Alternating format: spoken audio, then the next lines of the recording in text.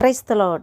இன்றைய ஜீவாப்பம் மத்தேயு 24 அதிகாரம் 34 இவைகளெல்லாம் சம்பவிக்கும் முன்னே இந்த சந்ததி ஒளிந்து போகாதென்று மெய்யாகவே உங்களுக்கு சொல்லுகிறேன். அல்லேலூயா.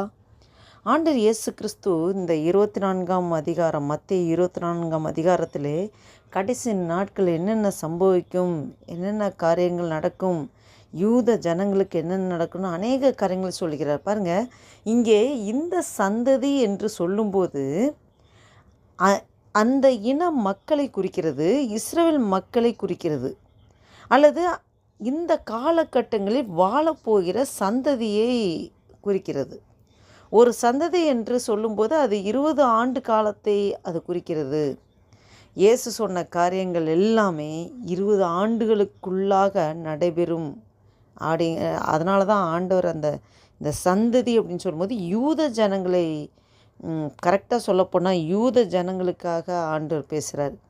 சரியான விளக்கம் என்னன்னா, யூத ஜனம் அழிந்து போகாது என்று சொல்லுகிறதை குறிக்கிறது.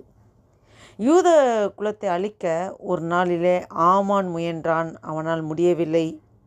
பார்வோன் முயன்றான், அவனாலும் முடியவில்லை. ஹிட்லர் முயன்றான், அவனாலும் முடியவில்லை. இந்த காலத்திலே வாழ்கின்ற எந்த சர்வாதிகாரினாலும் அதை செய்ய முடியாது. ஏன்? தேவன் அவர்களை பொறுப்பெடுத்து கொள்கிறார். ஆமென். பாருங்கள், இந்த வசனத்தின் மூலம் ஆண்டவர் உங்களோடும் என்னோடும் பேசிக்கொண்டிருக்கிறார். நம்மளை தொடுவதற்கு, நம்மளை அழிப்பதற்கு பிசாசால முடியாது. ஏனால் நாம் தேவனால் ஆண்டவர் நம்மளை முன்குறித்திருக்கிறார், அழைத்திருக்கிறார், வேறு பிரித்திருக்கிறார். அவர் நமக்குள்ளே இருந்து வாழ்ந்து கொண்டிருக்கிறார். அவர் நமக்குள்ளே இருக்கிறார். உன்னை தொடுகிறான், என் கண்மணியை தொடுகிறான் என்று சொன்ன தேவன், உனக்கு விரோதமாக எழும்புகிற எந்த ஆயுதங்கள் வாய்க்காதே போகும் என்று சொல்கிற தேவன். ஆண்டவர் ஆபத்து காலத்தில் என்னை நோக்கி கூப்பிடு, நான் உன்னை விடுவிப்பேன், நீ என்னை மகிமைப்படுத்துவாய் என்று சொல்லியிருக்கிறார். ஆண்டவர் நம்ம பட்சத்தில் இருக்கிறார். நாம் எதற்கு கலங்க வேண்டும்? நாம் எதற்கு தேங்க வேண்டும்? ஆத்துமாவே நீ கர்த்தரை நோக்கி அமர்ந்திரு, நான் நம்புகிறது அவராலே வரும் என்று சொன்னபடி நமக்குள்ளே தேவன் வாசம் செய்கிறார். நமக்கு விரோதமாக எழும்புகிற எந்த ஆயுதங்களும் ஆண்டவர் வாய்க்காத போக செய்கிறார்.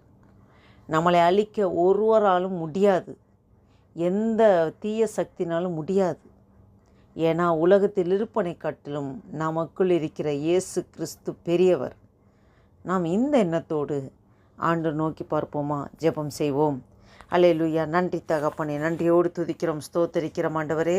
அப்பா, இந்த டிசம்பர் மாதம் 8ஆம் தேதி 2024 வருஷத்தை காணும்படியாக எங்களுக்கு ஜீவன், சுகம், பலன், ஆரோக்கியத்தை தந்து நடத்தி வர கிருபைக்காய் நன்றி செலுத்துகிறோம்.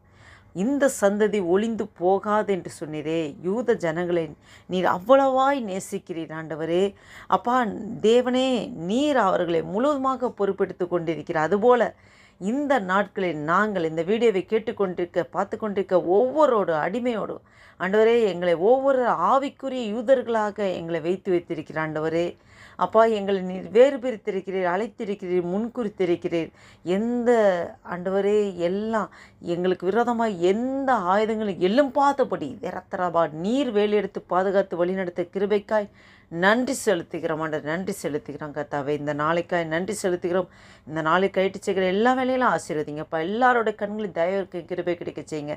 இந்த நாளைக்கு விரோதமாக செயல்படுகிற எல்லாம் சத்துருவின் கிரைகளை நசனாகி இயேசு கிறிஸ்துவின் நாமத்தினாலே கட்டிந்து அப்புறப்படுத்துகிறோம். அப்பாலே இப்போ சாத்தானே, உன்னுடைய நாமம் மாத்திரம் ஏசப்பா மகிமை பரட்டும் ஆண்டவரே. முக்கிய துதிகன மகிமையெல்லாம் செலுத்துகிறோம்.